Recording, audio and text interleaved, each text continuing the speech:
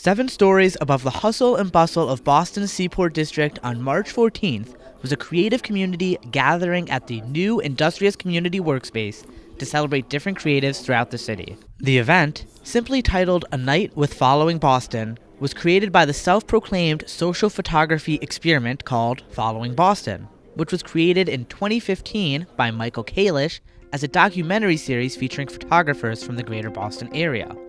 You know, if you think about creativity and think about leadership in business, success in wealth creation. Since then, the organization has grown to host meetups, networking events, parties, and galleries throughout the city. The event was co-hosted by the Breaking Boundaries podcast and Hoobie, a new app for social media influencers. The event was kicked off with mingling and an open bar sponsored by Keel Vodka and Willie's Super Brew. After an hour of talking to old friends and making new ones, Following Boston founder Michael Kalish and producer Perry Sack introduced Matt Calmer and Raphael Avkioglu, who recorded a live episode of Breaking Boundaries.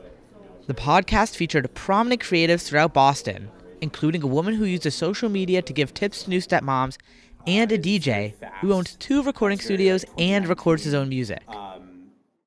A long time ago, I met Laidback Luke, the famous DJ, one of the first original house DJs. Yeah.